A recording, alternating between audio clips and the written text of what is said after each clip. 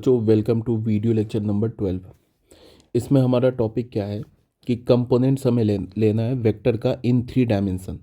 इससे पहले हमने क्या किया था, वेक्टर का कंपोनेंट्स देखा था इन 2 डायमेंशन। इसमें क्या करेंगे, हम लोग वेक्टर का कंपोनेंट लेंगे इन 3 डायमेंशन। ठीक है। अब इसका क्या मतलब है, इसका मतलब तुम ऐसे देखो कि मान लो कि हमारे पास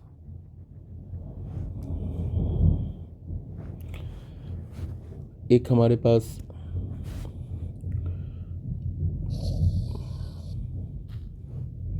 ये z एक्सिस है और एक y एक्सिस है।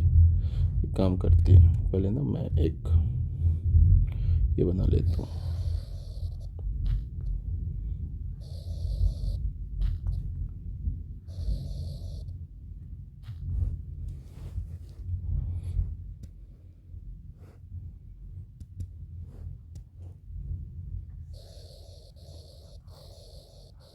मैंने एक क्यूबाइड बना लिया, क्यूबाइड ने एक रेक्टेंगल बना लिया और एक रेक्टेंगल यहाँ बना लिया, 2 रेक्टेंगल बना लिया। ठीक है, ये ज्वाइन करेंगे तो क्या बन जाएगा, क्यूबाइड बन जाएगा।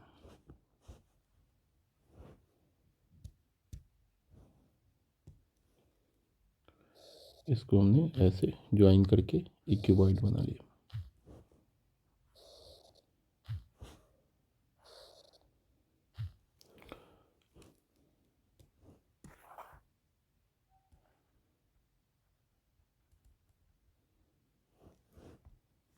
ठीक है,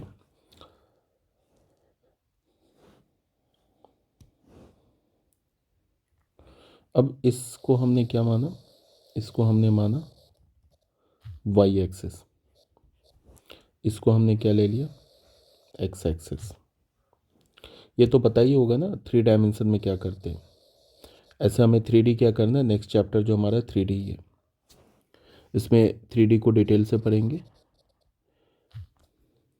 ऐसे हमने 11th क्लास में पढ़ा है कि एक्स एक्सिस, वाई एक्सिस और जेड एक्सिस क्या होता है। ये हमारा जेड एक्सिस होता है और ये एक्स एक्सिस होता है। ये हमारा क्या है, ओरिजिन है। ठीक है, और ये हमारा वाई एक्सिस है। बच्चों इसमें क्या होता है कि जैसे हमने 2 डायमेंशन में क्या बोला था, पॉजिटिव वाई एक्सिस के लॉन्ग अगर हम एक यूनिट वेक्टर लेंगे तो उसे हम क्या बोलते हैं, जे कैप। अगर पॉजिटिव वाई एक्सिस के लॉन्ग लेंगे, पॉजिटिव एक्स एक्सिस के लॉन्ग अगर यूनिट वेक्टर लेंगे तो उसे क्या बोलेंगे, आई कैप। और पॉजिटिव जेड एक्सिस के लॉन्ग यूनिट वेक्टर लेंगे तो क्या बोलेंगे, के कैप। और निगेटिव जेड एक्सिस के लॉन्ग यूनिट वेक्टर लेंगे तो क्या हो जाएगा, माइनस के कैप। निगेटिव एक्स एक्सिस के लॉन्ग लेंगे तो क्या होगा, माइनस जे कैप। और निगेटिव वाई एक्सिस के लॉन्ग लेंगे तो क्या होगा, माइनस के कैप। ये तो ऑलरेडी पता है। निगेटिव वाई एक्सिस के लॉन्ग पीछे होगा तो क्या होगा, माइनस जे कैप। ठीक है, अब हमने क्या किया कि हमने एक पॉइंट लिया, ये पी पॉइंट। इस पॉइंट को हमने क्या बोल दिया, X comma Y comma Z. अब ये पॉइंट जो पी है ना, तुम्हें क्या लग रहा होगा देखने में, अगर तुम इसको 2D में देखोगे तो तुम्हें लगेगा कि ये वाई जेड प्लेन पर है, बट ऐसा कुछ नहीं है। ये जो पॉइंट पी है ना, इससे थोड़ा ऊपर देखो, ये हमारा फर्स्ट ऑक्टेंट में पॉइंट पी हमारा क्या है, इसको एज अ 3D देखो। ये हमारा क्या, फर्स्ट ऑक्टेंट में। ये सब हमारा क्या है, 90 डिग्री। ये सब देखो 3D पे, ये सब 90 डिग्री है। ठीक है ना, ये सब हमारा क्या है, 90 डिग्री है। तो ये जो हमारा पी पॉइंट है, ये फर्स्ट ऑक्टेंट में। इस पी पॉइंट के कोऑर्डिनेट को हमने क्या बोल दिया, X comma Y comma Z. अब हमने क्या किया कि हमने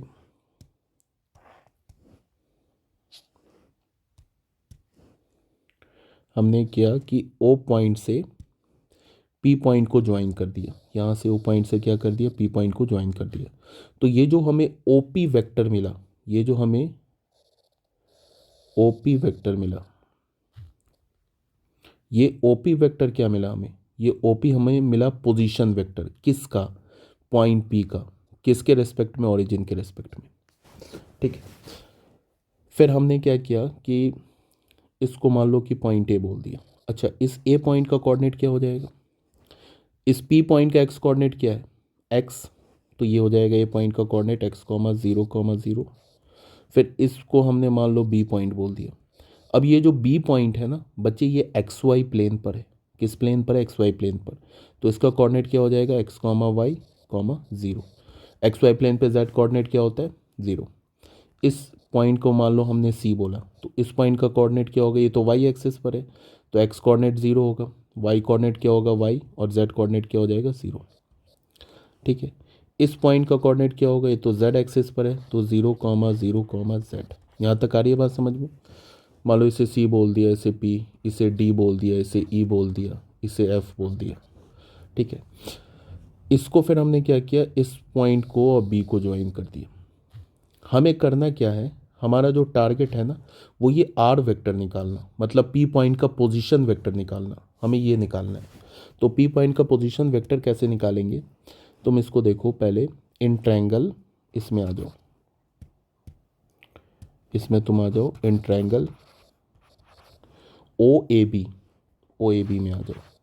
इसमें हम लोग क्या करते हैं, ट्रायंगल रूल यूज़ करते हैं। O A vector plus A B vector ये किसके इक्वल होगा, ओ बी वेक्टर के। O A vector plus A B vector, triangle rule use करेंगे, ये किसके इक्वल होगा, ओ बी वेक्टर के। अब ओ ए वेक्टर क्या होगा, अब तुम ऐसे देखो, ओ ए वेक्टर का मैग्नीट्यूड क्या है एक्स, ठीक है, और ओ ए वेक्टर का डायरेक्शन क्या है, जो आई कैप का डायरेक्शन है। तो ओ ए वेक्टर को क्या लिख सकते हो, x i cap, magnitude into direction, plus A B vector, ये जो हमारा ए बी वेक्टर है, ये जो ए बी वेक्टर है इसका मैग्नीट्यूड क्या है, ये ए बी वेक्टर का मैग्नीट्यूड, और यहाँ पे ये जो हमारा ये ओ सी है, ये दोनों तो मैग्नीट्यूड वाइज इक्वल है, तो ओ सी का मैग्नीट्यूड क्या है वाई, तो हमें ए बी वेक्टर का मैग्नीट्यूड तो वाई होगा।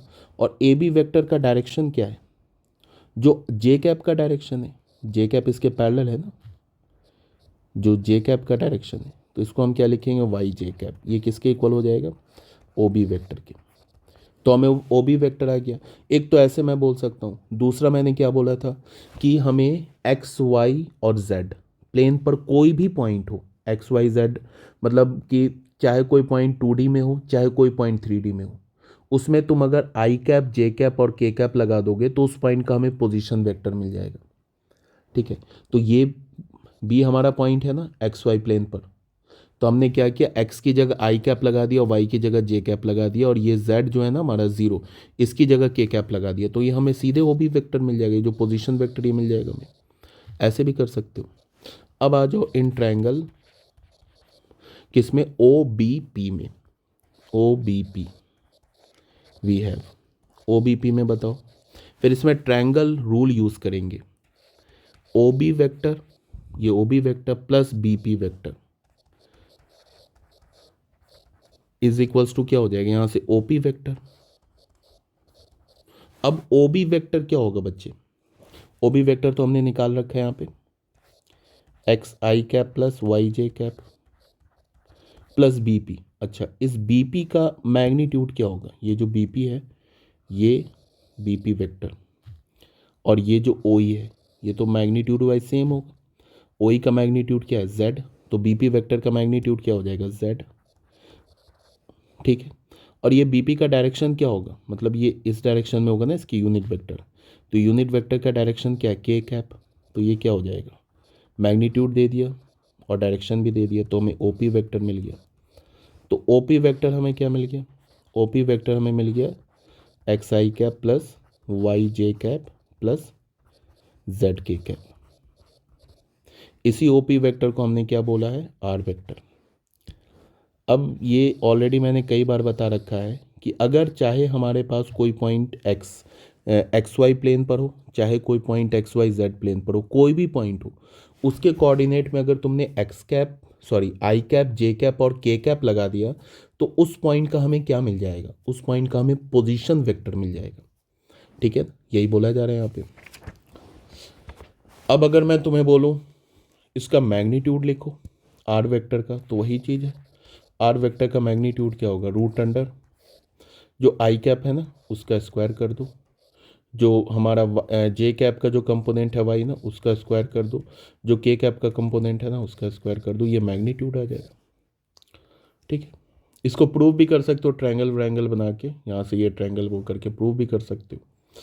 ठीक है, यहाँ पे इसमें अगर मैंने आर वेक्टर लिखा, आर वेक्टर क्या हमने निकाला है ओपी वेक्टर, ओपी वेक्टर को हमने क्या लिखा है x i cap plus Y J cap plus Z के कैप।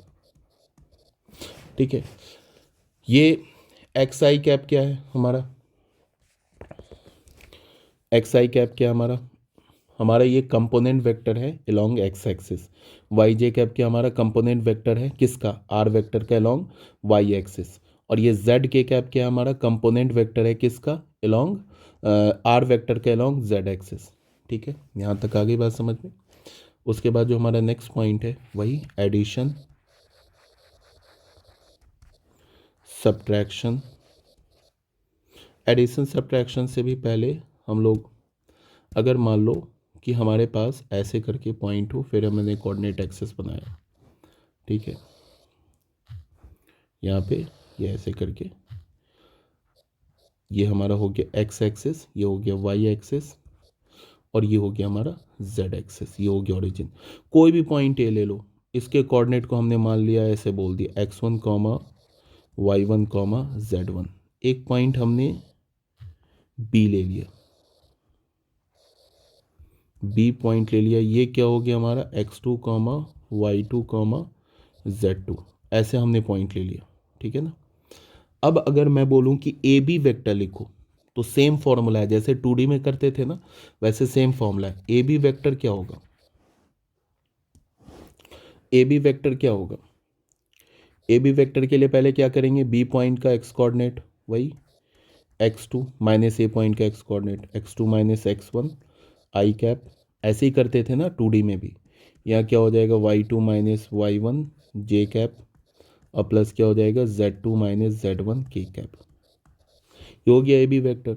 बी ए वेक्टर बोलूँ तो बस इसका ये बी ए वेक्टर ऐसे बोलूँ तो इसका क्या हो जाएगा, ये x1 माइनस x2 आई कैप प्लस क्या हो जाएगा y1 माइनस y2 जे कैप प्लस क्या हो जाएगा z1 माइनस z2 के कैप, ऐसे हो जाएगा। यहाँ से साफ साफ क्लियर है कि ए बी वेक्टर और बी ए वेक्टर का मैग्नीट्यूड सेम होगा, मतलब magnitude of A B vector is equals to magnitude of B A vector, पहली बात। दूसरी बात, अगर मैं ए बी वेक्टर का मैग्नीट्यूड बोलूँ निकालने के लिए या बी ए वेक्टर का मैग्नीट्यूड बोलूँ तो क्या होगा, आई कैप का कंपोनेंट क्या है x2 माइनस x1 का whole square plus y2 minus y1 का होल स्क्वायर प्लस एक z वाला ऐड हो जाएगा z2 माइनस z1 का होल स्क्वायर। ठीक है, इसके बाद जो हमारा नेक्स्ट पॉइंट है वो है addition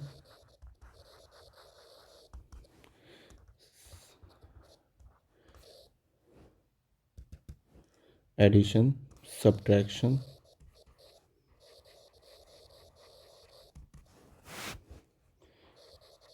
and multiplication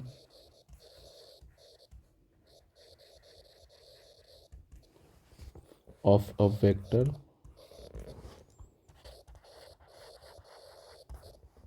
by a scalar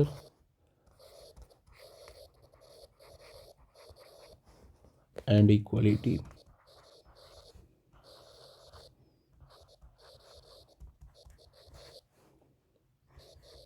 in terms of components। जो हमने किया था ना 2D में वही चीज़ है, मतलब ऐड कैसे करेंगे, मल्टीप्लाई कैसे करेंगे, सब्ट्रैक्ट कैसे करेंगे। मान लिया हमारे पास हमने एक वेक्टर मान लिया, लेट हमने एक वेक्टर ए मान लिया, ए को हमने क्या बोल दिया a1 आई कैप प्लस a2 जे कैप प्लस a3 के कैप, एंड वेक्टर बी मान लिया, बी को हमने बोल दिया b1 आई कैप प्लस b2 जे कैप प्लस b3 के कैप। ठीक है, अगर पहले हम लोग क्या करेंगे ए वेक्टर प्लस बी वेक्टर को ऐड करेंगे। ऐड करने का क्या, जैसे जो हमने 2D में किया था वैसे ही सेम लाइन पे क्या होगा, वैसे ही सेम लाइन पे क्या होगा 3D में हो जाएगा।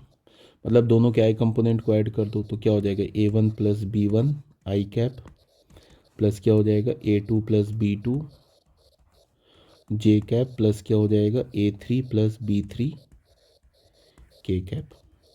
सब्ट्रैक्ट करने की बात होगी तो सेम लाइन पे क्या होगा जैसे हमने किया था ना 2D में, वैसे ही 3D में होगा।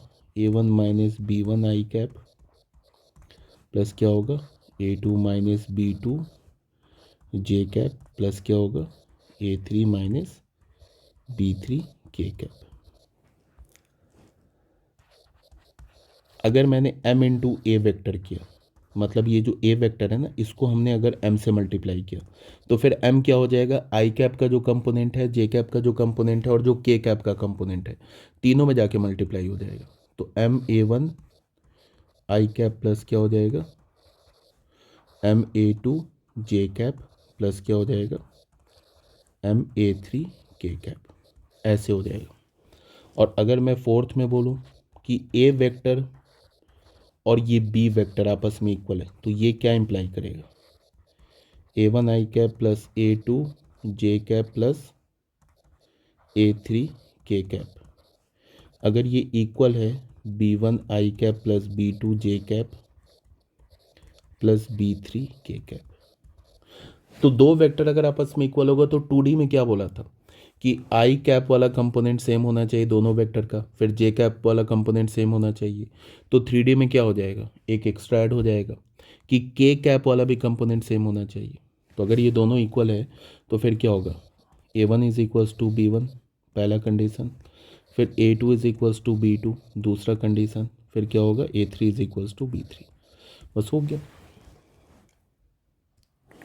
बच्चों आ जाओ क्वेश्चन नंबर 1 में। क्वेश्चन नंबर 1 में क्या बोल रहा है, शोड एट द पॉइंट्स, ये हमारे पास एक पॉइंट ए दे रखा है, फिर बी और C with the position vector. A point का पोजीशन वेक्टर ये स्मॉल ए वेक्टर है, बी पॉइंट का पोजीशन वेक्टर ये स्मॉल बी वेक्टर है, और ये सी पॉइंट का पोजीशन वेक्टर ये स्मॉल सी वेक्टर है respectively, from the vertices of a right angle triangle. कहने का क्या मतलब है कि ये 3 पॉइंट से एक ट्रायंगल बन रहा है, और ये जो तीनों जो ट्रायंगल बन रहा है ना, वो एक राइट एंगल ट्रायंगल का वर्टिसेस है। समझ में आ रही बात। तो हमें नहीं पता है कि उस ट्रायंगल का जो वर्टेक्स होगा उसका ऑर्डर क्या होगा, ये तो हमें नहीं पता है। तो हमने मान लो कि ऐसे एज्यूम कर लिया, मान लो कि ऐसे करके कर लिया, वर्टिसेस का ऑर्डर क्या होगा नहीं पता है। इसे हमने ए मान लिया, इसे बी मान लिया, सी। यहाँ पे हमने क्या बोल दिया, ए सी जो है हमारा हाइपोटेनुस हो गया, हो सके ए बी हाइपोटेनुस हो जाए, हो सके बी सी हाइपोटेनुस हो जाए, वो हमें तो पता नहीं, हमने एज्यूम कर लिया कि ए सी हाइपोटेनुस है। ठीक है, अब देखते क्या निकलता है। अब ए पॉइंट का पोजीशन वेक्टर क्या दे रखा है, 3 I cap minus 4 J cap minus 4 के कैप। ये ए पॉइंट का पोजीशन वेक्टर दे रखा है। बी पॉइंट का पोजीशन वेक्टर क्या दे रखा है, 2 आई cap minus J cap plus K cap. और सी पॉइंट का पोजीशन वेक्टर क्या दे रखा है, I cap minus 3 J cap अब माइनस 5 के कैप। ये पोजीशन वेक्टर दे रखा है सी पॉइंट का। ठीक है, और हमने अज्यूम कर लिया कि ये 90 डिग्री है। ठीक है, अब हम लोग क्या करते हैं, ए बी वेक्टर निकालते हैं। ए बी वेक्टर तो कैसे निकालेंगे, बी पॉइंट का पोजीशन वेक्टर माइनस ए पॉइंट का पोजीशन वेक्टर। तो बी पॉइंट का पोजीशन वेक्टर क्या है, 2 आई cap minus J cap plus K cap. इसको माइनस करेंगे, ए पॉइंट का पोजीशन वेक्टर क्या है, 3 I cap minus 4 J cap minus 4 के कैप। तो ये क्या हो जाएगा, 2 minus 3 minus I cap minus जे और यहाँ प्लस 4, तो प्लस 4 माइनस 1 तो क्या हो जाएगा प्लस 3 जे कैप, और ये माइनस माइनस 4 प्लस 1 5 के कैप। ये हमें क्या मिल गया, ए बी वेक्टर। फिर हम बी सी वेक्टर निकालेंगे। तो बी सी वेक्टर क्या होगा, सी पॉइंट का पोजीशन वेक्टर जो क्या हमारे पास, आई कैप माइनस 3 जे कैप माइनस 5 के कैप, माइनस बी पॉइंट का पोजीशन वेक्टर क्या है, 2 आई cap minus J cap plus K cap. Subtract करेंगे, आई माइनस 2 आई क्या होगा, minus I cap minus 3 plus 1 minus 2 J cap minus 5 minus 1 तो माइनस 6 के कैप। ये बी सी वेक्टर आ गया। फिर सी ए वेक्टर निकालते हैं। तो सी ए वेक्टर क्या होगा, ए पॉइंट का पोजीशन वेक्टर क्या है, 3 I cap minus 4 J cap minus 4k cap minus C point का पोजीशन वेक्टर क्या है, I cap minus 3j cap minus 5k cap. अब यहाँ पे क्या हो गई है, 3 माइनस 1 ये हो गया 2i कैप माइनस 4 और प्लस 3 माइनस j कैप और ये minus 4 plus 5 plus k cap. अब एक बात देखो, अगर हम A B vector, B C vector और सी ए वेक्टर, इस तीनों को अगर हम ऐड कर दें तो तीनों का सम क्या होगा, इन तीनों वेक्टर्स का सम क्या होगा, नल वेक्टर होगा। ठीक है, ये हमें पता है ना कि अगर हम लोग किसी भी ट्रायंगल के 3 साइड को अगर हम सेम ऑर्डर में लें तो उनका सम क्या होता है, नल वेक्टर होता है। जैसे तुम देखो इसमें, चलो हमने ट्रायंगल रूल यूज़ किया, A B vector plus B C vector, A B vector plus B C vector किसके इक्वल होगा, ए सी वेक्टर के। अगर triangle law of addition use किया तो यहाँ पे हम ऐसे लिख सकते हैं, A B vector plus B C vector, A C vector को लिख सकते हैं माइनस सी ए वेक्टर। इसको लेफ्ट हैंड साइड में ले आओ तो हमें क्या मिल जाएगा, ए B vector plus B C vector plus C A vector. तो राइट हैंड साइड में क्या मिल जाएगा, null vector.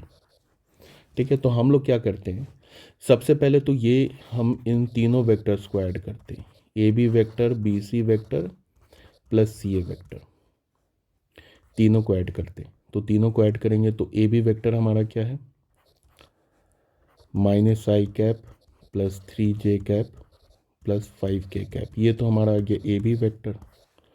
Plus B C vector क्या है, minus I cap minus 2j cap minus 6k cap. Plus C A vector क्या है, 2i cap minus j cap plus k cap, ये है ना। अब तुम ध्यान दो, minus I cap minus 2i cap plus 2i cap, zero हो गया।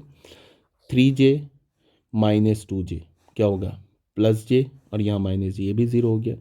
5 माइनस 6 माइनस के प्लस के, ज़ीरो। तो ये हमें क्या मिल रहा है, ये नल वेक्टर मिल रहा है। तो हमने क्या प्रूफ कर दिया, हमने प्रूफ कर दिया कि A B vector plus B C vector plus C A vector is equals to null vector. तो इसको प्रूफ करने से क्या पता चला, इसको ही प्रूफ करने से हमें ये पता चला कि जो पॉइंट ए है और जो पॉइंट बी है और जो पॉइंट सी है वो क्या कर रहा है, एक ट्रायंगल का वर्टेक्स बना रहा है। ठीक है, मतलब सो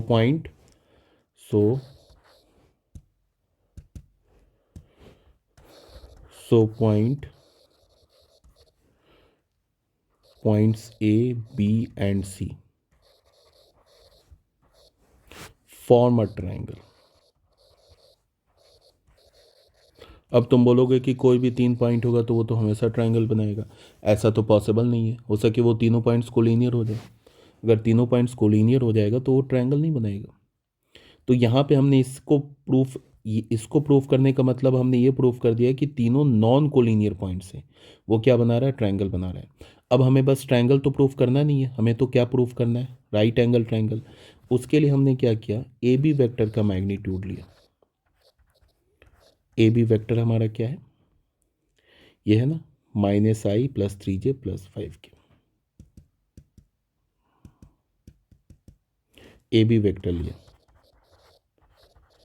ए बी वेक्टर हमारा क्या बन रहा है, minus I cap plus 3j cap plus 5k cap. अब यहाँ से हमने क्या किया, ए बी वेक्टर का मैग्नीट्यूड लिया, तो क्या हो जाएगा, रूट अंडर -1 का स्क्वायर प्लस 3 का स्क्वायर प्लस 5 का स्क्वायर। तो ये क्या हो जाएगा, 1 प्लस 9 प्लस 25 क्या हो जाएगा, रूट अंडर 35। ठीक है, उसके बाद फिर हमने बी सी वेक्टर लिया। बी सी वेक्टर क्या हमारे पास, बी सी वेक्टर है minus I 2j minus 6k minus I minus 2j cap minus 6k cap. तो बी सी वेक्टर का मैग्नीट्यूड क्या मिला हमें, रूट अंडर -1 का स्क्वायर प्लस -2 का स्क्वायर प्लस -6 का स्क्वायर, क्या हो गया, रूट अंडर 1 प्लस 4 प्लस 36, ये क्या मिल गया, रूट अंडर 41। उसके बाद हमने सी ए वेक्टर लिखा।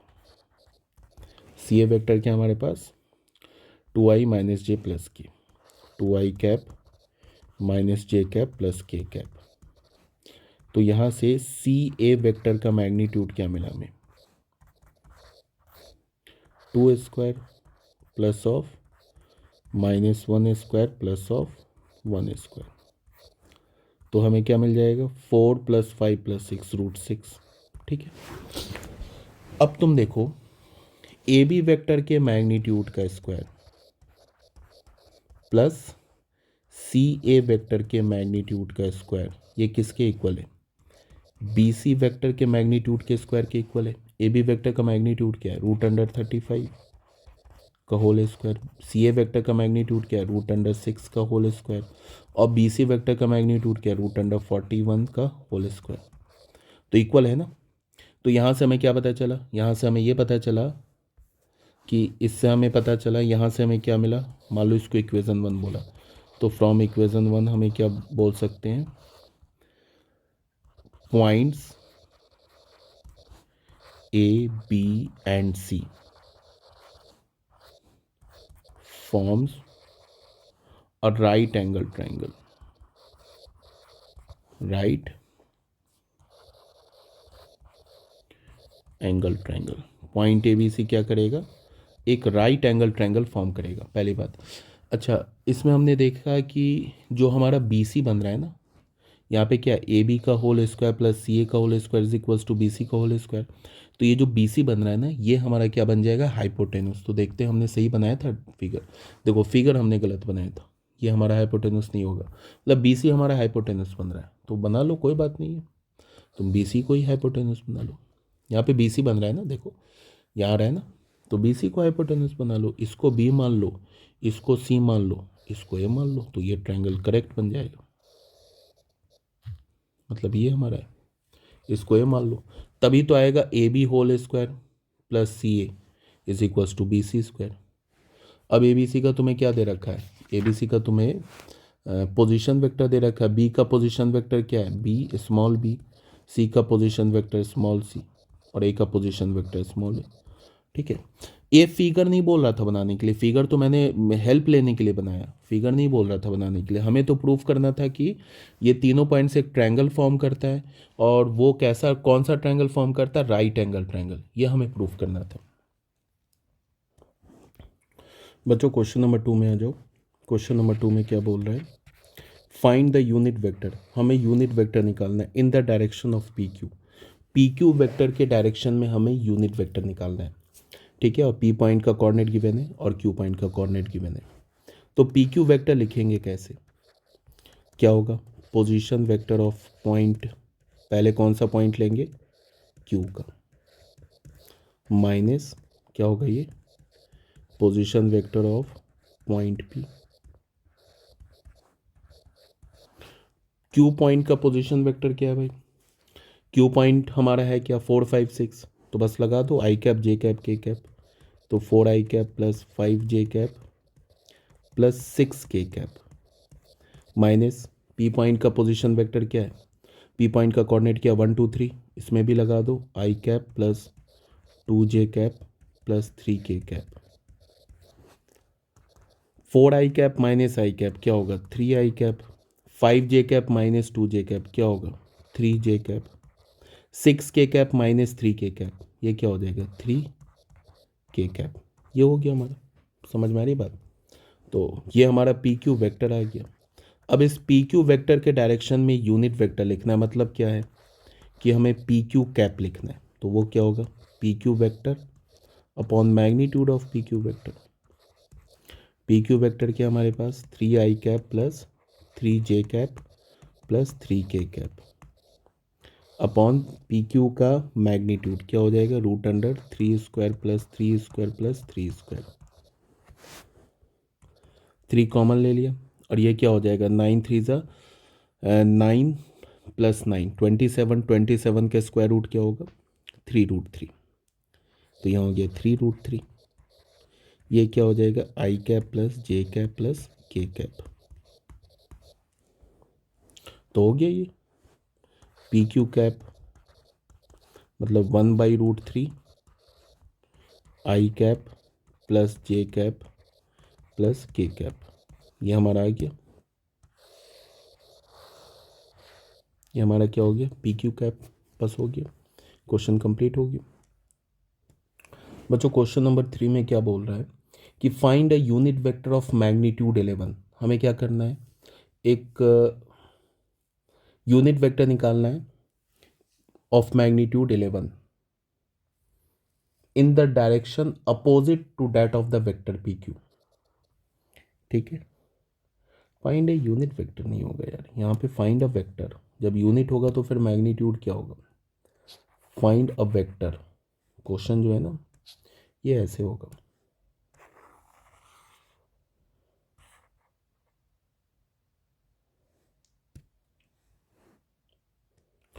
अच्छा बच्चों यहाँ पे क्या बोल रहा है, find a vector, unit vector नहीं, find a vector of magnitude 11। 11 unit magnitude का हमें वेक्टर निकालना है in the direction opposite of P Q. वो पी क्यू वेक्टर के डायरेक्शन के अपोजिट हमें एक 11 यूनिट का वेक्टर फाइंड आउट करना है, where P coordinate of P क्या दे रखा है ये, और क्यू दे रखा है। मतलब क्या है कि जैसे मान लो कि ये पॉइंट पी हो गया और ये पॉइंट हमारा क्यू हो गया। ठीक है, इस पी पॉइंट का कोऑर्डिनेट क्या दे रखा है 132, और क्यू पॉइंट का कोऑर्डिनेट क्या दे रखा है -108। तो हमें क्या करना है, ये हमारा पी क्यू वेक्टर हो गया। इस पी क्यू वेक्टर के अपोजिट डायरेक्शन में हमें 11 यूनिट का वेक्टर लिखना है, मतलब पी क्यू वेक्टर का अपोजिट डायरेक्शन ये हो गया। तो ये वेक्टर हमें लिखना है, इस वेक्टर को हमें फाइंड आउट करना है। इसका देख लो अपोजिट डायरेक्शन है, और इसका जो मान लो कि इसे हमने वेक्टर ए बोल दिया, तो इसका जो मैग्नीट्यूड होगा वो क्या होना चाहिए 11 यूनिट।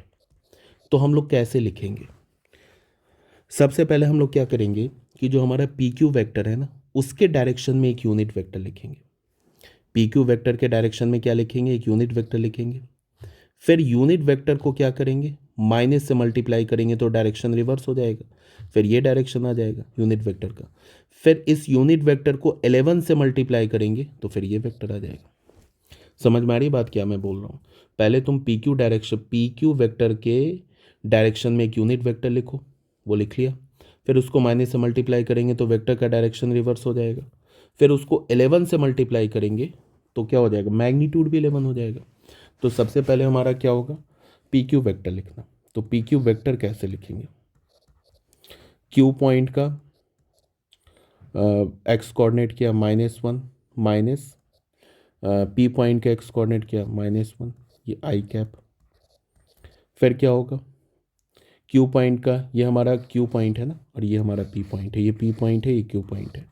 क्यू पॉइंट का वाई कोऑर्डिनेट क्या है 0 माइनस पी पॉइंट का एक्स कोऑर्डिनेट, ये वाई कोऑर्डिनेट क्या है 3, तो ये हो जाएगा जे कैप प्लस क्यू पॉइंट का जेड कोऑर्डिनेट क्या 8 माइनस पी पॉइंट का जेड कोऑर्डिनेट क्या 2, और ये हो जाएगा के कैप। तो ये क्या हो जाएगा -2 आई कैप -3 जे कैप और +6 के कैप। ये हमें क्या मिल जाएगा, पी क्यू वेक्टर। ठीक है ना, ये हमें पी क्यू वेक्टर मिल गया। अब सबसे पहले हम क्या करेंगे, पी क्यू वेक्टर के डायरेक्शन में यूनिट वेक्टर लिखेंगे। तो क्या हो जाएगा, P Q vector upon magnitude of P Q vector, ये क्या हो जाएगा -2 आई कैप -3 जे कैप +6 के cap upon √under -2 square +-3 square +6x square. तो ये हमारा पी क्यू वेक्टर का के डायरेक्शन में यूनिट वेक्टर क्या आ जाएगा, ये क्या होगा 36 + 4 40 और 9, तो ये 7 हो जाएगा। तो ये हो जाएगा -2/7 आई कैप -3/7 -2/7 आई कैप -3/7 क्या हो जाएगा जे कैप -6/7 सॉरी +6/7 के कैप। ये तो हमें क्या मिल गया, पी क्यू वैक्टर के डायरेक्शन में यूनिट वेक्टर मिल गया। ठीक है, इससे चाहो तो 1/7 कॉमन ले लो, तो क्या हो जाएगा -2 आई कैप -3 जे कैप +6 के कैप। इसमें तो कोई प्रॉब्लम है नहीं। अब हम लोग क्या करेंगे, माइनस पी क्यू वेक्टर, इसको हम लोग ऐसे रिवर्स कर देंगे तो क्या हो जाएगा, ये क्यू पी वेक्टर के डायरेक्शन में यूनिट वेक्टर आ जाएगा। तो ये क्या हो जाएगा, माइनस मल्टीप्लाई कर दो इसमें, तो 1/7 को बाहर रखा तो ये क्या हो जाएगा, 2i cap plus 3j cap minus 6k cap. अब ये हमें क्या मिला, ये हमें क्यू पी वेक्टर के डायरेक्शन में यूनिट वेक्टर मिल गया। मतलब अगर ये हमारा पी क्यू वेक्टर है ना, ये हमारा पी है और ये हमारा क्यू है, इसके डायरेक्शन में यूनिट वेक्टर हमें क्या मिला था, पी क्यू कैप। तो इस डायरेक्शन में यूनिट वेक्टर हमें क्या मिल गया, इस डायरेक्शन में यूनिट वेक्टर क्या मिल जाएगा, क्यू पी कैप। ठीक है, अब इस डायरेक्शन में हमें यूनिट वेक्टर मिल गया। अब क्या मिल गया, इस डायरेक्शन में यूनिट वेक्टर, इसको 11 से मल्टीप्लाई कर दो, 11 इंटू क्यू पी कैप। ये वेक्टर कैसा होगा, ये एक ऐसा वेक्टर होगा जो पी क्यू वेक्टर के अपोजिट डायरेक्शन में है और मैग्नीट्यूड 11 यूनिट है। तो 11 से मल्टीप्लाई कर दो तो ये हो जाएगा इसको 11/7, और ये क्या हो जाएगा, 2i cap plus 3j cap minus 6k cap. ये हमारा वेक्टर आ जाएगा और ये हमारा आंसर हो जाएगा। समझ में आ रही बात, ये हमारा क्या हो जाएगा आंसर। ओके।